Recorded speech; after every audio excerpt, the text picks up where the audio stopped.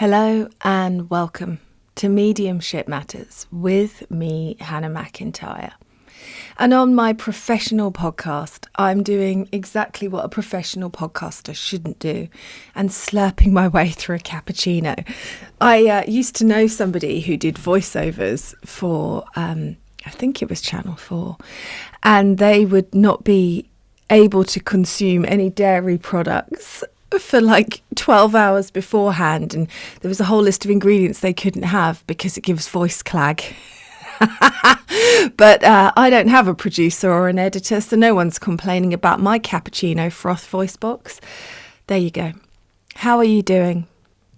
Now, I've got so many topics that I want to discuss with you all, and I'm just waiting to settle in and see where we go. But I think I want to talk some more, and I know that I've touched on this before, but I want to talk some more about the calling, the idea of having a calling, and also within that, what it takes to be a medium. I think that's where we're going to land today, but I've also got a list of things that I want to talk to you about. So we'll see if I manage to stay on topic. I've been interviewing lots of people for this podcast, and some of them are going to be, they're already recorded before I record this, but you won't have heard them yet because of the order of the way things are going out and being released. And I was really getting into the interviews, and then somebody said to me yesterday, but every time you do an interview, you're hiding. So I'm trying to process that at the moment, whether, I don't know. All I can tell you is at the end of season 4, I felt like I was forcing this podcast. I felt like I hadn't got anything new to say, that I kept having this vision of listeners being bored and fed up with me. Now, 2023 can get in the bin. It was the worst year, including for me personally, when COVID hit. It was worse than that. It just felt like a constant upstream battle. If you follow me on social media, you will know that I used to do lots of silly videos of funny things that had happened to me in demonstrations, and I've got my character, Princess Celestial Rahana. And somebody's been messaging me and saying, you know, what's happened to Princess Celestial? And I have to say, I just couldn't find my funny bone in the same way last year. I felt like I was creating, I don't know, I was just in a funk. So it's really interesting. And I know that my imposter syndrome got a hold of me and really took hold. It just felt like I was in a quagmire, and no matter how much I tried to climb out of it, it kept sucking me back in with a... And that's okay, I think. It's okay to talk about those things. It's okay to admit those things. I really have a problem with the sort of sanitized version of spirituality that's out there, where if you find spirit, everything's going to be great. No, it isn't. Bloody hell. And that kind of is something that I think you face again and again and again in your mediumship. It's almost like growing up under a religion. So in the UK, in my experience, I have grown up under the rules of the church, even though my family are not religious at all. So there's those kind of preconceived ideas, judgment, whether you're a good or a bad person. Now, I know that we could argue that Father Christmas fits into that also, but there seems to be something, doesn't there, in the desire of humanness to feel like there is some eternal force telling us if we're good or bad. And that just seems to be inbuilt into humans all the time. I don't know, except perhaps Ricky Gervais. I'm trying to think of other people. I'm sure there's more. But generally speaking, it seems to be there. And that, I think, comes up a lot in our mediumship, where we tell ourselves that we have to be positive and we have to only talk about the good stuff and we have to only record when we're in a good place. And so I'm fighting the battle between my human, which always just wants to, delete the old season and move away from that energy and pretend it didn't happen, and my spirit that knows that it's important that we acknowledge that these things did happen. Now, as you will know if you listen to this podcast, I did not have a traditional calling. I did not get a visitation from an effigy in the middle of the night that told me this was my destiny. I didn't start seeing dead people. I have always had to work for it, and mediumship was always a choice to me. And that has been quite challenging, because it's almost like I haven't had that moment of permission that would make this so much easier. And I was talking to somebody about this yesterday, just, when you follow this path because you just fall down a rabbit hole and you love it, what does that mean for you on your ongoing journey? Because we don't have that safety net of, well, I know that this is the path for me because I had a visitation, because of these big and profound moments. And I've been interviewing people for the podcast, and I've had, again, a little run of people who were aware of spirit as a child, or had a very strong visitation where they weren't seeking it, they just received it. And I always sought it. I always looked for it. Once I found spirituality and mediumship, I then made the conscious effort to develop and to follow this path. And yes, there's been now 3, as you know, moments where spirit have approached me, but it's not like it is for some people. And that has its own, it changes your path. Because no matter how much you know that this is available to everybody, there is always that kind of, should I be doing this? Do you want me? If you could manifest physically in front of that person as an apparition, why aren't I getting that? And I think that these are the paths that our soul chose before we came here. And they're all valuable, because I know that I would prefer to have had that kind of strong moment that changes everything. And I did have a strong moment, because my friend brought my grandfather through and it blew my mind and it changed my life. But that was somebody else doing it for me. It wasn't me being visited by my grandfather. And I think that that's just not how I'm designed. And I know that we've had a lot of discussion on this podcast on whether anybody is truly designed like that, whether those people that see spirit have those moments, like Gordon Smith, when I interviewed him, and he said that he was visited by somebody, and then it doesn't happen like that for him anymore because you have to go to where spirit are. But at least he had that once. At least he had that once. And I know that this is what helps so many of you that are like me, that are listening to this, where we are waiting for that permission. And I've done a few readings to start off 2024. I'll see how long I can maintain my battery and spinning 47 plates every day, but yeah, I've been really enjoying it. And one of the recurring themes that I have experienced this week has been, just do it. We say yes. Why are you waiting for us to say yes to you? Come on, let's crack on.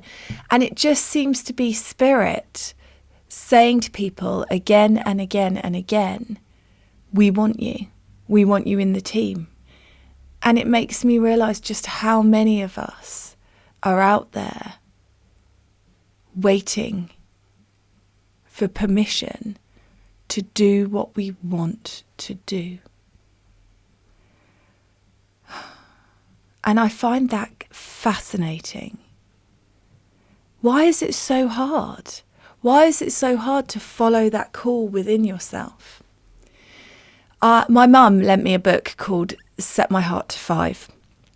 And it is the story of, it's set at some point in the future where there are bots who look like human beings walking around doing all the jobs that the human beings don't want to do. This bot is a dentist and starts off by saying it's a great job for bots because we don't have feelings, we don't feel empathy, we will do what needs to be done in your mouth. All of the human dentists went off and found much more heart-centered, creative roles to be. And one of the things that the bot talks about in this book, it's really good, I highly recommend it if you're looking for a new read, is that humans want to be special. He starts to watch films and he cracks like the code of a film, which is that one human is the human that all other humans need. And they start off in a lowly, they're the guy that flips the burgers or the guy that delivers the post. And then they are exactly what mankind needs to save them.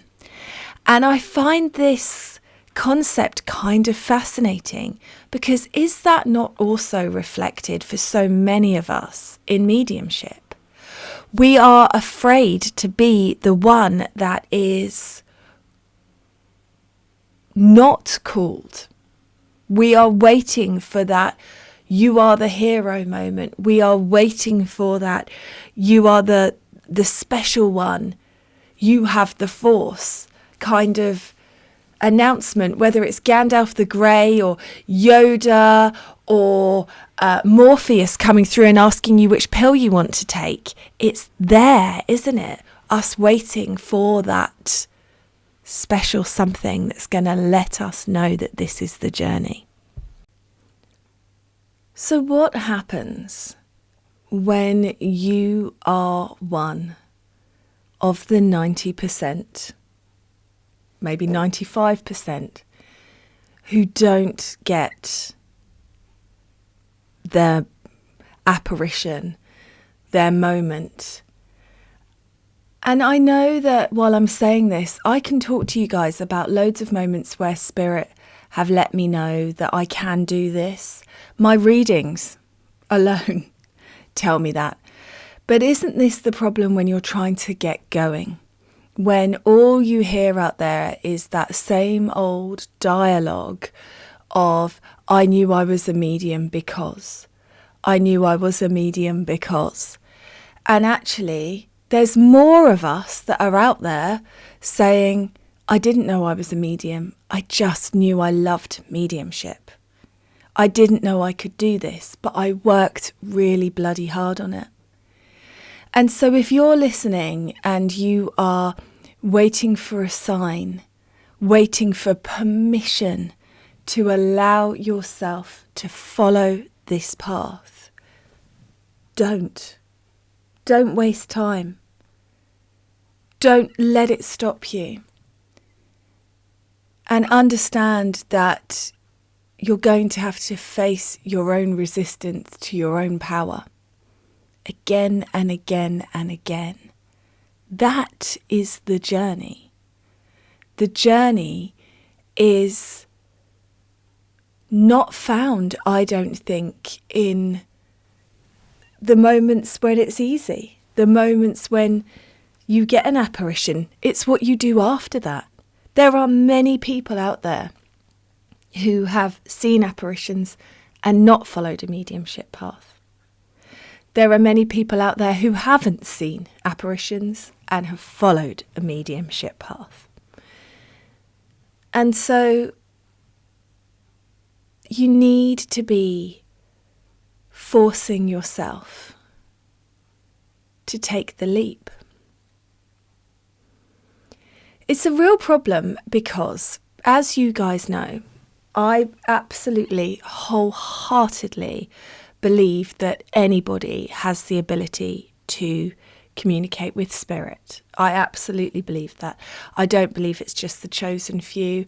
I don't believe that spirit have a hierarchy. I don't believe that they are sending certain people here to be spirits warriors and certain people here who are like less evolved. There's a lot of snobbery, I think, in spirituality there, and I think it's a problem because it's almost like the idea that those of us that choose to work for spirit are higher up the hierarchy than somebody who doesn't. But if we think about spirit in its truest form, unconditional love, the wholeness, the oneness, the lack of separation, then isn't the greatest thing you can do to be the person that comes here to be of service to others, whether that is providing them with some much needed resistance by being a naysayer or being a negative influence, or just to be part of a backstory for somebody else's journey. I don't believe that the people that are doing this work are necessarily more spiritual. In fact, from what I see on social media, I would dare to say less. And that, again, is kind of fascinating because you have to set yourself up as an expert. It's hard to be out there saying, I don't have all the answers and I don't know how certain aspects work. Yeah. Am I making sense? Have I gone down too far down a rabbit hole fueled by cappuccino and a lack of sleep? I just really feel that it's important to talk about this. So if you are waiting for a sign, what if this is your sign? What if this is the closest thing to a sign you're going to get? And what if all of the signs that you get along the way are all of those hearts that you touch? All of those people that you get to step into their power and start to believe in themselves. All of those people that you reunite from this life to the next. And what if all you're doing by pulling all of those encounters apart and analysing them and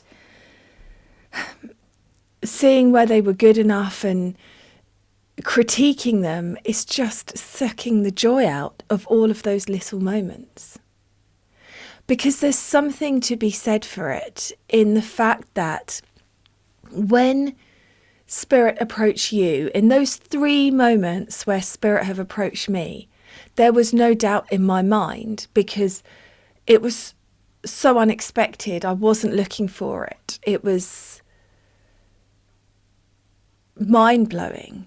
But I don't believe that that energy is any different from the energy of the spirits in the spirit world. It's just that in the process of looking and doing it on demand, you are facing your own resistance, your own, that little voice that goes, what if you can't do it? What if there is no one there? And I've always had this problem with mediums that say in a reading, as if it's a really important piece of information, did you know you can do this? And the reason why I've had a problem with that is because I have seen too many mediums when they are not working evidentially and struggling, say that to get the little flutter of excitement that picking somebody out in a room creates. You are special. Did you know you are special? When everybody is special. But actually, maybe I was wrong. Because I do think that that is increasingly important. People need the permission. People need to be told that it's okay for them to follow this path. I don't think it should be the pinnacle of a reading. If you've got a medium sat there and they've got spirits that you can't recognise, they need to be rectifying that. And if you've booked for evidential, it should be evidential. Now, of course, we know that there's areas within that, there's grey areas. What makes evidential? How much are you looking for? This kind of thing. But we understand that there should be some sort of proof there, not just I've got a male figure here, could be dad, could be granddad. Did you know you can be a medium? But actually, maybe that is more valuable than I gave it credit for. Maybe I've been resisting saying that to people because I've been judging it. And all of our little judgings and restrictions that change what we are able to deliver as mediums in our humanness. So I also wanted to talk today about what makes a medium, because I think that this is really, really important. And I think you need, we've touched on bits of this before, but you need it as a reminder. Because one of the things that I am really noticing in people that I'm teaching is that you look at them and you look at their energy field and you're psychically connecting to them, or you're speaking to their spirit guides. And there is so much untapped potential there. And yet they are sitting there, not moving, not going forward, not holding their nose and jumping. And it really is a fascinating sort of epidemic in mediumship, because I believe anyone can be a medium. But I also believe there are certain attributes that make you more likely to follow this path and perhaps are necessary to get you through it. Because I love mediumship. I love it. I can't get enough of it. It's everything to me. It's the hardest thing I've ever done and the most rewarding thing I've ever done. It makes so much sense of the world that we're in and the space that we find ourselves. But it is also brutally hard, painful. I cry a lot. I get down a lot. I beat myself up a lot, and finding all of that space in between. So the first thing that I really feel that you need as a basic skill if you want to be a medium is the ability to communicate. And I don't mean the ability to communicate with spirit. I mean the ability to communicate with people. If you can't match your delivery intuitively to people in normal conversation, that is something that you need to be working on. It's always really funny because I have this thing which I find really cringe, which is when I'm talking to people, I match their tone and their accents. It can be bloody awkward. I watched so much Australian TV growing up, so much Home and Away and Neighbours, that I can do a passable English Aussie accent. And when I'm talking to Australian people, I really have to try and stop myself. Oh no, I've ruined it already, from putting on the accent, because I don't want to offend anybody, and I know it's not perfect, but I also can just slip into it because I spent a whole day at work once talking like this on the phones. I worked for a mortgage company and I answered the phone like this all day just for kicks. And sorry if you're an Australian listener, I do apologise. But I also do it with accents in the UK as well. I flip and match people.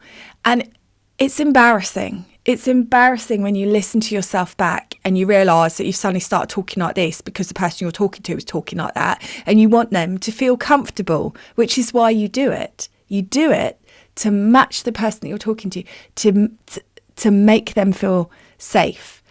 And so I wish I didn't do it, but also I understand it's part of how my empathy works through me.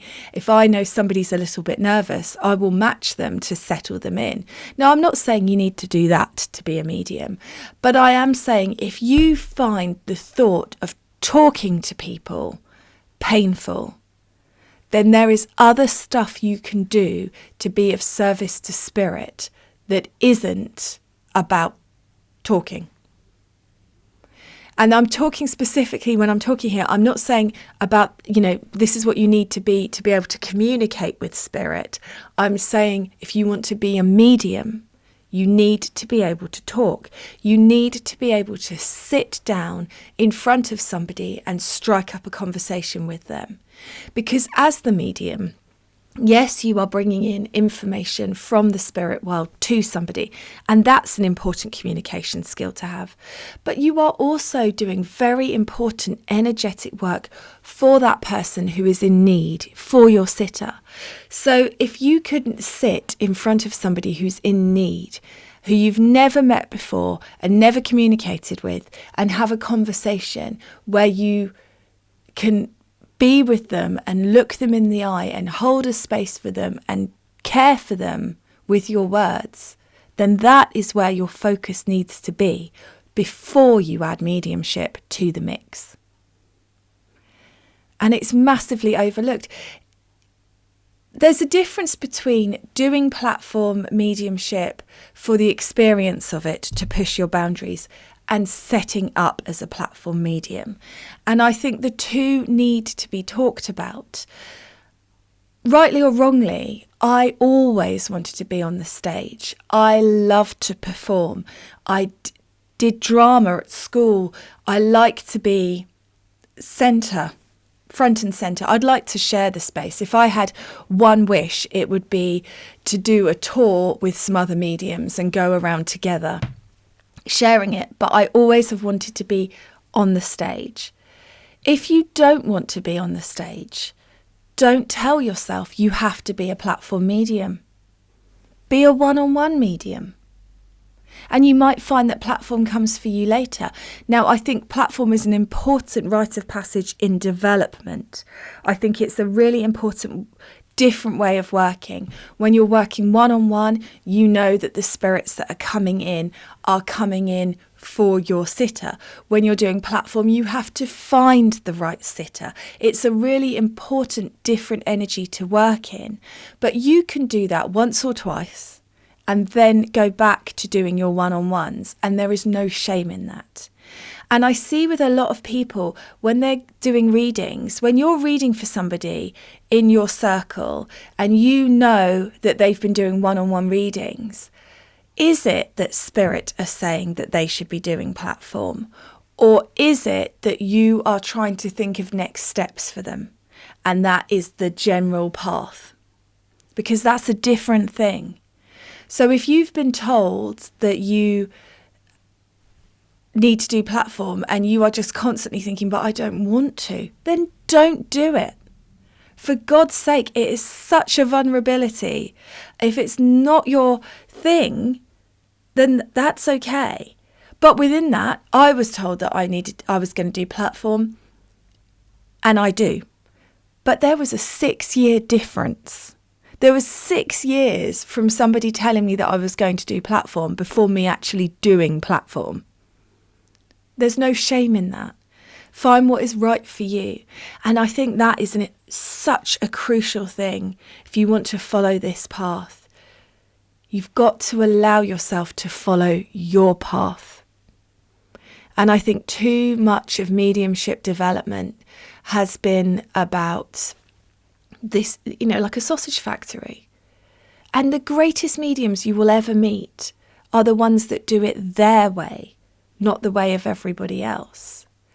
Because that's where the power is. The power starts with me, and my power is created from being myself.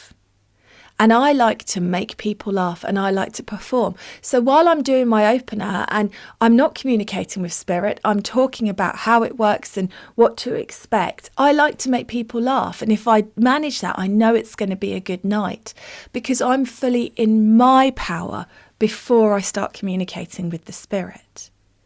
The flip side of that is if you're an incredibly gentle soul, because I'm not, I'm a bloody sledgehammer, I know that. If you are a gentle and soft and nurturing soul, that is your power. That is what needs to be nurtured. You don't need to pretend to be like me, and I don't need to pretend to be like you. You need to be allowed to be who you are, because that's how you attract the right people to you, is by being you.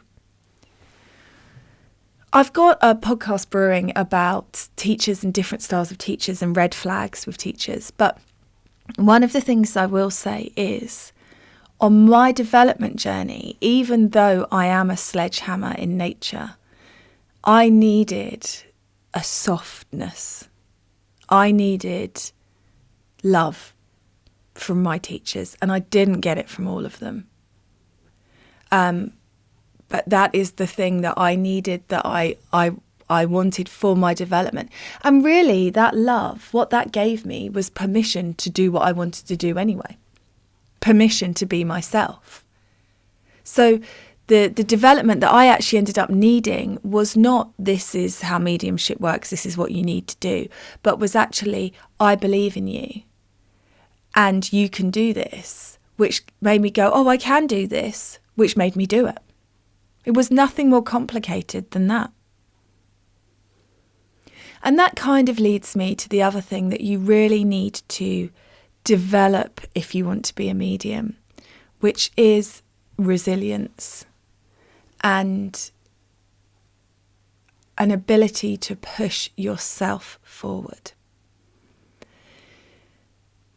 When I was in the little running club I used to be in, before it all went tits up, there was this lovely vibe when the lady that first started running it ran it, where it was really cocooning and really loving. And she was such a great cheerleader for people who were lacking in confidence and not believing in their bodies and trying to do this. And I remember we were sort of several months in, and there was one lady in the running group who just couldn't push through her own resistance.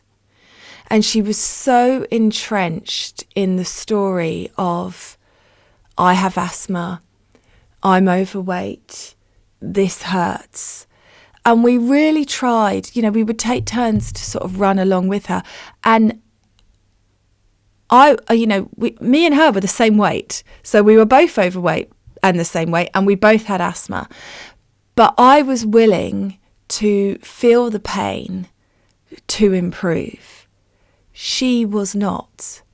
And ultimately that impacted her running ability, because she knew that people were having to slow down to run with her, and she felt bad about that.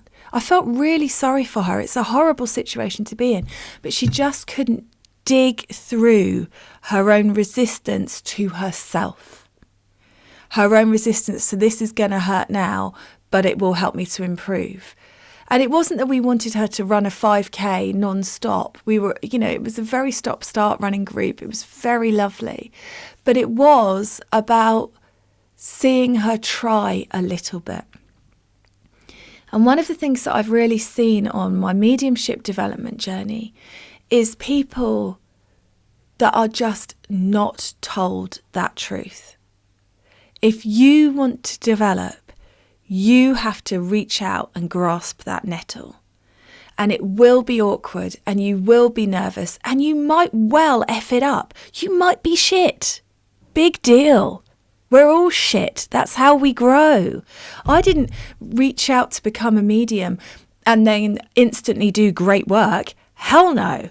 It was painful. It was utter crap.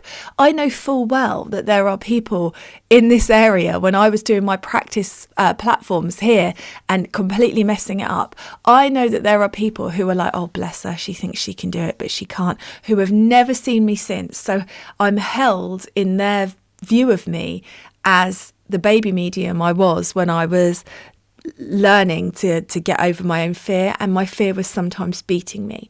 I'm not saying that you will step out and be brilliant. Wouldn't that be great? But that's not how it works. You step out and you're pretty pants and you have to learn. There might be, this is often what happens, is you will do a couple of readings that are really good and you'll be like, oh my God, this is the sign. This is where I'm supposed to be. And then all of a sudden you'll get a run of crap and you'll be like, oh God. And that is the development journey. You're not supposed to be brilliant. Do you think that all of these people that have these amazing gifts didn't work at them? And I'm sure I've mentioned this before, but Ed Sheeran is my favourite with that. When he is asked about how he had his gift with the guitar, and he's like, I practiced every day after school for hours and hours. I've practiced for 20 years. That's how I've got good at the guitar. And yeah, he has a gift to make music and write, but where is the line between gifts and running with it and using it? Is Mo Farah a gifted runner or a runner who has a natural ability that he has nurtured and looked after?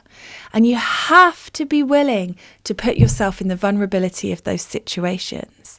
And then the worst thing happens, because it doesn't get better. And I'm not saying this to be negative. I'm saying this because I want you to succeed. So it's not that you grasp the nettle once and you start reading and you have some rubbish and then that's it. It's that you grasp the nettle once and you get going, and then you have to grasp another nettle and another one. And you have to keep pushing yourself through your own resistance again and again and again. And if you are unable to do that, it will stop your development. If you feel like you've plateaued in your development and you literally are like, I don't know what to do next, but nothing is happening, that is on you. It is not on spirit to bring you movement. It's up to you to get energy of movement in your energy field. It's up to you to push your barriers. It's up to you to take the leap. And that is so important. Whenever I was doing something big in my development, and still now I push myself to do things that make me uncomfortable, but I still have this thing and I talk about it and people don't seem to really register. So please listen. Please try and absorb this, because it's so important. Because people hear me say it and then they book readings with me and I say it to them again. And just take it as if we're in a reading right now and this message is coming directly from spirit to you. You have to push yourself. The universe runs on free will and choice. Therefore, spirit cannot do it for you. They hear you asking, but the answer is with you. You have to step forward. You have to back yourself into an energetic corner and then make the choice to rise. I have always booked myself. It's almost like I have an impulsiveness that serves in my favour. And if you don't have an impulsiveness in you, that's going to be harder because you're going to second guess it and you're going to have to fight through your resistance. But with me, I'm lucky in the sense that it always works back to front. So I will book the venue and start selling the tickets, and then I will brick it about the event. I will sign up for the course, even if it's a year ahead, and I will go, I'm going to get ready for that. And then I'll go, oh my God, how am I going to get myself ready for that? And I will make myself get ready for it. And I think that in mediumship, you have to have that kind of force to keep pushing yourself forward, because if you don't, you just won't move. Spirit don't push you along like a broken down car. Your handbrake is on, and the only person that can take that off is you. So take the leap. Don't book someone in for a practice session when you feel ready to practice. Book in a practice session. Absolutely brick it. I call it the holy shits, in case you've not heard me say this before. Have the holy shits. Wonder what the hell you're doing. Have the existential crisis and rock up anyway.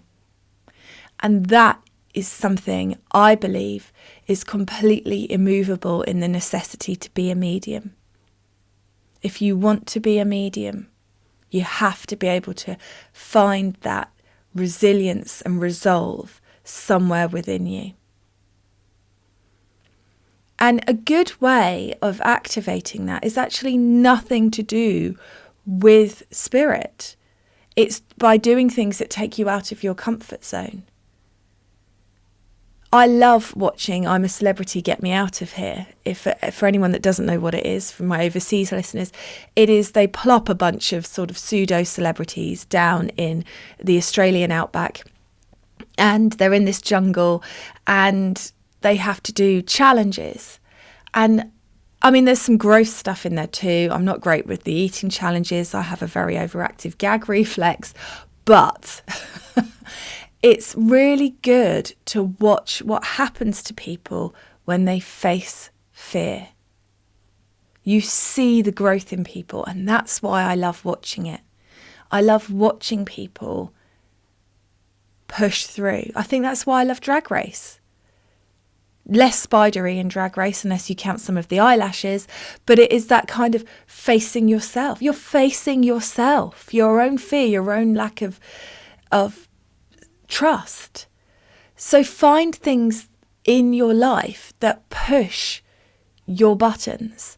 I did go ape, even though I'm scared of heights. And I bricked it, but I did it. I also have an absolute complete phobia of spiral staircases. And those of you that have watched my videos will be like, hang on, you've got one behind you. I can do that one. I don't particularly like it, but I can do it. One's in castles. I don't know if it's a past life thing. I don't know if it's because when I was really little, we lived in a 4-story house and my parents built a kitchen in the cellar and they had to carry me up and down a ladder because they didn't have a staircase to it. And I could feel their tension and their fear of dropping me. Who knows where this thing has come from, but it's debilitating. I can tell you that I have been carried out on school trips by teachers hyperventilating when I've tried to get up and down stairs. And my husband loves to go to a Christmas market in France in December, and we went to Arras this year, which was absolutely brilliant. But we went up the belfry, and my husband said, "Are you going to go up?" And I said, "Oh, yeah, I'm going to give it a go." My husband's pretty good because he just goes, "Come on, let's do it." And I got up the belfry and that was fine. I looked at the view, it was beautiful, but then I had to come down the stairs and I had to step over, and it was only like a couple of inches, but I had to step over a gap in order to get down the staircase. And my legs were like jelly, I was shaking. And so there are lots of things that you can do to develop you as a person that will help you to move into that space and get used to flexing that resistant muscle. And I highly recommend it. As you've heard me say, running is a big one. Now I live in the countryside. I got nearly hit by a van. It really scared me. And so now I've joined a gym and I'm having resistance in that. I'm having to go into a gym and there's lots of people in there and they all look very fit and they all look like they know what they're doing and I don't know what I'm doing and it's making me feel awkward and scared, but I'm still doing it. So it doesn't have to be mediumship straight away, but start flexing that muscle of I'm going to do things that make me uncomfortable. People keep talking to me about my summer retreat and saying that they want to come, but they're scared. It's a lovely retreat in a lovely space. It's called Peace and Practice Retreat. And yeah, you will be nervous about meeting a whole bunch of strangers and traveling to somewhere you've never been before and all of that stuff. But you need to be pushing through and getting used to that in order to push your development further. It's a muscle you need to learn to flex. So if you're listening to this, just find something to do in the next couple of weeks that push your fear button, and then just keep flexing it and keep flexing it. And that will help you when it comes to your mediumship.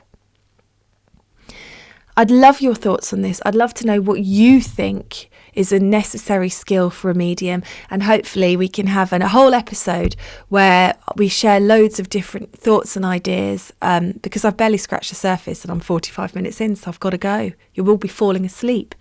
But let me know what you think. What does it take? What is really important for you to be a medium? And I will catch up with you again soon.